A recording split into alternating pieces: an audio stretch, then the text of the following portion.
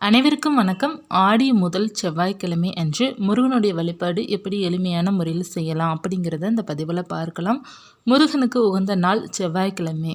அந்த ஆடி மாதத்தில் செவ்வாய், வெள்ளி மற்ற நாட்கள் நமக்கு மிகவும் விசேஷமான நாட்களாக இருக்கும். இந்த செவ்வாய்க்கிழமை அன்று முருகனுடைய வழிபாடு எளிமையான முறையில் எப்படி செய்ய வேண்டும் அப்படிங்கிறத பார்க்கலாம். முருகனுடைய அருள் நமக்கு பரிபூர்ணமாக கிடைப்பதற்காக நம் செய்ய வேண்டியது என்ன அப்படின்னா, முருகனுடைய படமோ சிலையோ அல்லது வேலோ நீங்கள் வைத்திருக்கிறீங்க அப்படின்னா அந்த வழிபாடு ரொம்ப எளிமையாக பண்ணாலே நமக்கு போதும். முருகனுடைய அருள் நமக்கு பரிபூர்ணமாக கிடைக்கும். முருகனுடைய படத்திற்கு நல்லா சுத்தம் பண்ணிவிட்டு சந்தனம் குங்குமம் வைத்து, செவ்வரளி மலர்கள் தான் முருகனுக்கு உரிய மலர். செவ்வரளி மலர்கள் இல்லாத பட்சத்தில் நீங்கள் மல்லிகைப்பூ மற்ற பூக்களால் நீங்கள் அலங்காரம் செய்து கொள்ளலாம். செய்துட்டு அல்லது கதம்பம் மலர் இருக்கும் பார்த்திங்களா, அது கூட நம்ம முருகனுக்கு அலங்காரம் செய்யலாம். ரொம்ப நல்லது. அதில் நிறைய மலர்கள் கலந்துருப்பாங்க. பூக்களால் அலங்காரம் செய்துட்டு அவருக்கு உரிய தீபமான வெற்றிலை தீபம் ஏற்றி வைத்து வழிபாடு செய்யணும். அந்த வெற்றிலை தீபம் எப்படி ஏற்ற வேண்டும் அப்படின்னா, 6 வெற்றிலை எடுத்துக்கோங்க. எடுத்துட்டு நீங்கள் அதை நல்லா சுத்தம் பண்ணிக்கோங்க. 6 எடுத்துக்கோங்க. அப்படி இல்லைன்னா 1 கூட நீங்கள் எடுக்கலாம். ஒன்று தவறு கிடையாது. ஒரே ஒரு அகல் விளக்கு போதும். அதை நீங்கள் சுத்தம் பண்ணிவிட்டு மஞ்சள் சந்தன குங்குமம் போட்டு நீங்கள் வச்சிடணும். விளக்கில் வைத்துட்டு ஒரு தாம்பழத்தட்டை எடுத்து அதில் பார்த்தீங்க அப்படின்னா அந்த 6 வெற்றிலை ரவுண்டாக வச்சு வட்டமாக வைத்துட்டு நீங்கள் மஞ்சள் குங்குமம் போட்டு வைத்து நடுவில் ஒரு அகல் விளக்கு வைத்து நெய் ஊற்றி அல்லது நல்லெண்ணெய் ஊற்றி நீங்கள் தீபம் ஏற்றி வைத்து கொள்ளலாம். ஏற்றி வைத்த தீபத்தில் கொஞ்சம் சுக்கு நீங்கள் போடணும். சுக்கு பொடி அல்லது சின்னதாக சுக்கு துண்டு போட்டு தீபம் ஏற்றி வைத்து வழிபாடு செய்யும்போது முருகனுடைய அருள் உங்களுக்கு பரிபூர்ணமாக கிடைக்கும். நீங்கள் என்ன நினைத்து அந்த தீபம் ஏற்றுகிறீர்களோ அந்த வேண்டுதல் நிறைவேறும். இந்த தீபம் எதற்காக நம்ம ஏற்ற வேண்டும் அப்படின்னா, சொந்த வீடு வேண்டும், வாகனம் வேண்டும், நிலம் வாங்க வேண்டும், அதில் பிரச்சனைகள் ஏதாவது இருக்குது, விற்க முடியாமல் இருக்குது, அப்படி இருந்தாலும் நம்ம தீபம் ஏற்றி வைத்து வழிபாடு செய்யணும். சொந்த வீடு கட்டிக்கிட்டு இருக்கோம், கொஞ்சம் நமக்கு தேவையான பணம் இல்லாமல் கொஞ்சம் அப்படியே நிற்கிது அப்படின்னாலும் நீங்கள் இந்த தீபம் ஏற்றி வைத்து வழிபாடு செய்யும்போது உங்களுக்கு சீக்கிரமாக அந்த வீடு கட்டி முடியும். எல்லா யோகத்தையும் தரக்கூடியது இந்த வெற்றிலை சுக்கு தீபம். ரொம்ப நல்ல ஒரு மாற்றத்தை நம்ம வாழ்க்கையில் நமக்கு கொடுக்கும். அதிகமாக கடன் பிரச்சனை இருக்குது, பணம் சம்மந்தப்பட்ட பிரச்சனை இருக்குது, குழந்தை பாக்கியம் வேண்டும், அதற்காகவும் இந்த தீபம் ஏற்றி வைத்து வழிபாடு செய்யலாம். ஏன்னா செவ்வாய்க்கிழமை அன்று முருகனுக்கு மிக மிக உகந்த நாள். நீங்கள் எந்த வேண்டுதல் வைத்து முருகனை வழிபாடு செய்கிறீங்களோ அத்தனை வேண்டுதலும் உங்களுக்கு நிறைவேறும். குடும்பத்தில் பிரச்சனையாக இருக்குது, கணவன் மனைவிக்குள்ள ஒற்றுமை இல்லாமல் இருக்குது அப்படின்னாலும் முருகனை வழிபாடு செய்ய வேண்டும். அப்படி வழிபாடு செய்யும்போது அனைத்து பிரச்சனையும் உங்களுக்கு தீரும். அதிகமான கடன் இருக்குது அப்படின்னா இந்த தீபத்தை ஏற்றி வைத்து வழிபாடு செய்யுங்க. நிச்சயமாக அந்த பிரச்சனையிலேருந்து வெளியே வர முடியும் உங்களால். தீபம் ஏற்றி வைத்த பிறகு நெய்வேத்தியமாக பார்த்தீங்க அப்படின்னா பால், பொரி, தேன் இந்த மாதிரி முருகனுக்கு வைத்து வழிபாடு செய்வது ரொம்ப விசேஷமாக இருக்கும். செவ்வாழை, வாழைப்பழம், வெற்றிலை பாக்கு, வாழைப்பழம் இதெல்லாம் வைத்து வழிபாடு செய்யலாம். அதற்கப்புறம் ரொம்ப முக்கியமானது என்ன அப்படின்னா, நம்ம மந்திரங்கள் சொல்வது. மந்திரங்கள் தெரிந்தால் நம்ம சொல்லுவோம். அப்படி இல்லை என்றால் நம்ம ஓம் முருகா போற்றி அப்படிங்கிறது, ஓம் சரவணபவா இப்படி தான் எல்லாருமே சொல்லிக்கிட்டு வருவோம். இதில் முக்கியமாக நம்ம வேல் மாறல், திருப்புகழ் இதெல்லாம் பாராயணம் பண்ணுவது அல்லது காதலில் கேட்பது இன்னமும் உங்களுக்கு கூடுதல் சிறப்பு கொடுக்கும். இப்போ வேல் மாறல் பாராயணம் பண்ணிவிட்டு நீங்கள் அர்ச்சனை பண்ணும்போது முருகனுடைய அருள் இன்னமும் உங்களுக்கு கிடைக்கும். உங்களுக்கு அந்த வைப்ரேஷன், ஒரு குட் வைப்ரேஷன் உங்களுக்கு கொடுக்கும். ரொம்ப நல்லது. வேல்மாறல் படிப்பது, திருப்புகள் படிப்பது, மூல மந்திரம் சொல்வது, 108 போற்றிகள் சொல்வது இதெல்லாம் பார்த்தீங்கன்னா முருகனுக்கு மிகவும் பிடித்தமானது. முருகனை நீங்கள் நேசித்து வழிபாடு செய்யும்போது, அவரை மனம் முருகி வழிபாடு செய்யும்போது அந்த வேல்மாறலோ மற்றும் மற்ற ஏதாவது மந்திரங்களோ, எந்த மந்திரங்களும் உங்களால் முடியுதோ அதை சொல்லலாம். அப்படி இல்லைன்னா ஓம் சரவணபவ அப்படிங்கிற மந்திரத்தை கூட 108 முறை சொல்லி செவ்வரளி மலர்களால் நீங்கள் அர்ச்சனை செய்துட்டு மனம் முருகி பிரார்த்தனை செய்துட்டு முருகனை நீங்கள் பார்த்தீங்க அப்படின்னா அவர் கட்டாயமாக உங்களுடைய வேண்டுதலை நிறைவேற்றி வைப்பார். உங்களுடைய கோரிக்கைகளை ஏற்று அவர் உங்களை பார்த்து சிரித்த முகத்துடன் அவர் பார்ப்பார். இதை நீங்கள் பாருங்கள். நீங்கள் வழிபாடு செய்துட்டு முருகன் படத்தை பாருங்கள் அல்லது முருகனுடைய சிலை இருக்குன்னு சிலையை பாருங்கள். நல்லா வேண்டுதெல்லாம் பண்ணிவிட்டு மனம் உருகி பிரார்த்தனை செய்துட்டு பாருங்கள். நிச்சயமாக முருகன் உங்களை பார்த்து சிரிப்பார். உங்களுக்கு தோன்றும், நிச்சயமாக அந்த ஒரு வைப்ரேஷன் தோன்றும் உங்களுக்கு. நம்ம சரணாகதியோடு அடைந்து வழிபாடு செய்யும்போது முருகனை உணர முடியும். எந்த ஒரு தெய்வத்தையும் சரணாகதியோடு நம்ம வழிபாடு செய்யும்போது தான் உணர முடியும். சாதாரணமாக நீங்கள் பூஜையில் போயிட்டு ஒரு விளக்கேற்றி வைத்துட்டு வழிபாடு செய்துட்டு வர்றதுக்கும் நீங்கள் மனமுருகி பிரார்த்தனை பண்ணுவதற்கும் 2க்கும் டிஃப்ரெண்ட் நிறையா இருக்குது. எல்லாரும் தான் முருகனை வழிபாடு செய்கிறாங்க, எல்லாரும் தான் மற்ற கடவுளை வழிபாடு செய்கிறாங்க. எல்லாராலையும் தான் அப்புறம் உணர முடியும். ஏன் ஒரு சில பேரால் மட்டும் உணர முடியுது அப்படின்னா, அதுக்கு என்ன காரணம் அப்படின்னா, எல்லோருமே அன்றாட வழிபாடு செய்யும் பக்தர்கள் ஏராளம், செவ்வாய் வெள்ளி வழிபாடு செய்கிறவங்களும் ஏராளம். எப்பயாவது ஒரு தடவை தான் வழிபாடு செய்வாங்க, ஆனால் அவங்க கடவுளை உணர்ந்திருப்பாங்க. அந்த மாதிரி தான் நிறைய பேர் இருக்கிறாங்க. அவங்க வந்து எப்படி அவங்க வழிபாடு செய்வாங்க அப்படின்னா, நீங்கள் முதல்ல கடவுள் அங்கே இருக்கிறாங்கன்னு நம்பணும்.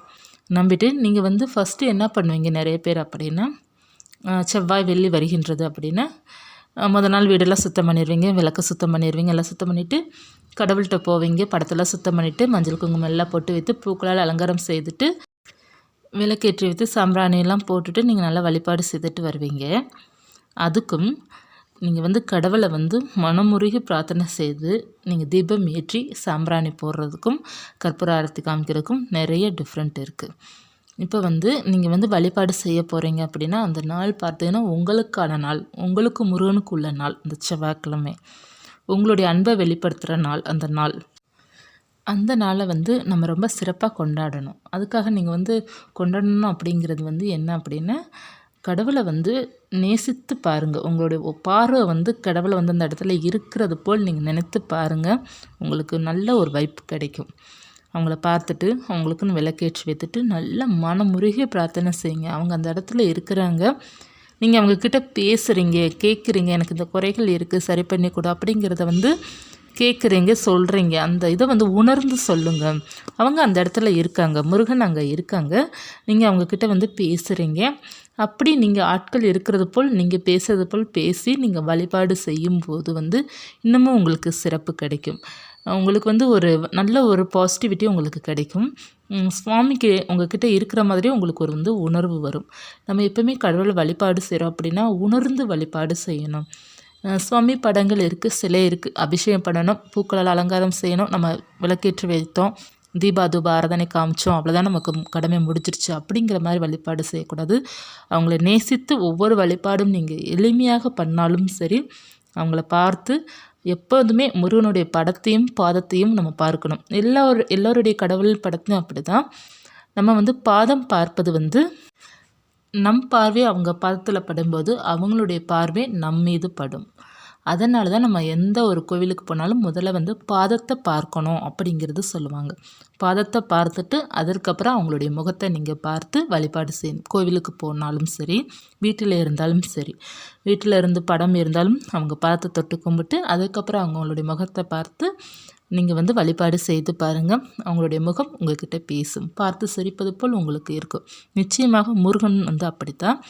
நீங்கள் முருகனை நல்லா மனமுருகி பிரார்த்தனை செய்துட்டு மந்திரங்கள், அவருக்குரிய மந்திரங்கள் தெரியல அப்படின்னா நீங்கள் ஓம் சரவணபவ மட்டும் சொல்லிவிட்டு உங்களுடைய ஃபோனில் கூட நீங்கள் வேல்மாறல், கந்தசஷ்டி கவசம், திருப்புகழ் இந்த படம்லாம் பார்த்தீங்க அப்படின்னா மியூசிக்கோட ரொம்ப அழகாக இருக்கும். யூடியூப்லலாம் கேட்பதற்கு ரொம்ப சிறப்பாக இருக்கும். அதில் திருப்புகள்லாம் பார்த்தீங்க அப்படின்னா ரொம்ப செம்மையாக இருக்கும். சாங்ஸ்லாம் கேட்கும்போது அந்த மாதிரி நம்ம போட்டு நம்ம கேட்டு நம்ம வழிபாடு செய்யும்போது ரொம்ப மிராக்கல்ஸ் இருக்கும். ஒரு நல்ல ஒரு பாசிட்டிவ் வைப்ரேஷன் இருக்கும். கடவுளை உணர்றது போலே நமக்கு இருக்கும். ரொம்ப நல்லா இருக்கும். அதனால் தினமும் செவ்வாய்க்கிழமை நாளே மற்ற நாளும் சரி 1 மணி நேரம், ஒரு அரை மணி நேரம் அது தெய்வீக பாடல் கேளுங்க. அது இசையோடு இருக்கிற பாடலை கேளுங்க. என்னை பொறுத்தவரைக்கும் எல்லாருமே பாராயணம் பண்ணுங்க சொல்லுவாங்க. என்னை பொறுத்தவரை தனிப்பட்ட கருத்து பாட்டை கேளுங்கன்னு தான் நான் சொல்லுவேன். பாராயணம் பண்ணுறதும் எந்தளவுக்கு நல்லதோ அதை விட நீங்கள் மியூசிக்கோட ஒவ்வொரு சாங்ஸ் கேட்குறது ரொம்ப நல்லா இருக்கும். முருகனுக்கு நிறைய பாடல்கள் இருக்குது. அந்த பாடல்லாம் கேட்க கேட்க நம்மளுடைய மனம் ரொம்ப மகிழ்ச்சியாக இருக்கும், மன அமைதி கிடைக்கும். நீங்கள் உங்கள் டிவியில் கூட நமக்கு அந்தளவுக்கு வராது. ஏன்னா டிவியில் பார்த்தீங்கன்னா கந்தசஷ்டி கவசம் போட்டு விடுவாங்க. மற்றபடி நமக்கு மற்ற பாடல்களில் எல்லா கடவுளுடைய பாடல்களையும் நமக்கு கலந்து போட்டு விடுவாங்க. நீங்கள் ஃபோன் எல்லார்ட்டையுமே கட்டாயமாக இருக்கும். யூடியூப்புக்கு போயிட்டு முருகனுடைய பாடல்கள் போடுங்க. வேல்மாறல் பாடல், திருப்புகழ் பாடல், அப்புறம் கந்தர் அனுபூதி அப்படிங்கிற பாடல் இருக்கும். அது ரொம்ப நல்லாயிருக்கும். அதற்கப்புறம் பார்த்திங்கன்னா சின்ன சின்ன முருகையா அப்படிங்கிறது முருகனுடைய பாடல். இந்த பாடல் எல்லாருக்குமே ரொம்ப பிடிக்கும். நம்மளுடைய வீட்டில் இருக்கிற குழந்தைங்களுக்கும் இந்த பாடல் தான் ரொம்ப பிடிக்கும். சின்ன சின்ன முருகையா சாங்ஸ் ரொம்ப சூப்பர் மியூசிக் கொடுத்து சூப்பராக பாடியிருப்பாங்க இல்லையா? அந்த பாடலே நீங்கள் கேளுங்க, ரொம்ப நல்லாயிருக்கும். இதெல்லாம் போட்டு விட்டிங்கன்னா வீடே நல்ல ஒரு வைப் கொடுக்கும், சூப்பராக இருக்கும். நமக்கு இந்த பாடலெல்லாம் கேட்டு அவரை உணர்ந்து நீங்கள் வழிபாடு செய்ய செய்ய அவர் உங்கள் கூட இருப்பது போல உணர முடியும். முருகன் எல்லாமே அவருடைய அருளால் தான் நமக்கு நடக்குது அப்படிங்கிறத நம்மளால் உணர முடியும். செவ்வாய்க்கிழமை முருகனை மனமுருகி பிரார்த்தனை செய்து பாருங்கள். அவர் நிறைய மிராக்கள் உங்கள் வாழ்க்கையில் காட்டுவார். நீங்கள் உணரவும் முடியும். எப்போதுமே ஒரு தெய்வத்தை மனமுருகி பிரார்த்தனை செய்து வழிபாடு செய்து பாருங்கள். நேசித்து வழிபாடு செய்யுங்க. அன்பை எவ்வளோ காட்டுறீங்களோ அதை பாரு நேசித்து வழிபாடு செய்யுங்க. முருகனுடைய அருள் எப்போதுமே இருக்கும். இந்த வெற்றிலை தீபம் ஏற்றி வைத்து வழிபாடு செய்து பாருங்கள். உங்களுக்கு நிச்சயமாக உங்கள் வேண்டுதல் எல்லாமே நிறைவேறும். அந்த வெற்றிலை காய்ந்த பிறகு நீங்கள் பூஜை அறை குப்பைகளுடன் சேர்த்து போட்டுடலாம். அப்படி இல்லை என்றால் நீங்கள் உங்கள் வீட்டில் செடி இருக்கும் பார்த்திங்களா, அந்த மண்ணில் நீங்கள் போட்டுடலாம். அல்லது கால்படாத இடத்துல போட்டுடலாம். இல்லை ஓடும் தண்ணி பக்கத்தில் இருக்குன்னா அதில் கூட விட்டுடலாம். இந்த மாதிரி நீங்கள் வழிபாடு செய்து பாருங்கள். முருகனுடைய அருள் பரிபூர்ணமாக கிடைக்கும். எப்போதுமே பார்த்தீங்க அப்படின்னா நம்பிக்கையுடன் நீங்கள் இருங்க. கடவுளை முழுமையாக நம்பி வைத்து ஒவ்வொரு வழிபாடு செய்து பாருங்கள். என்றுமே உங்களுடைய வழிபாடு தோற்காது, உங்களுடைய நம்பிக்கையும் தோற்காது. எப்போதுமே நீங்கள் வெற்றி பெற்று கொண்டு தான் இருப்பீங்க. கடவுள் எப்போதுமே உங்களை ஆசீர்வாதம் பண்ணிக்கிட்டே தான் இருப்பாங்க. எப்போதுமே நம்பிக்கையுடன் இருங்க. இந்த பதிவு உங்களுக்கு உபயோகமாக இருக்கும்னு நினைக்கிறேன். இருந்துச்சுன்னா லைக் பண்ணுங்கள். இது போன்ற தகவல் தெரிந்து கொள்ளணும் அப்படின்னா சேனலை சப்ஸ்கிரைப் பண்ணி வச்சுக்கோங்க. மீண்டும் ஒரு தகவலை சந்திக்கிறேன். நன்றி.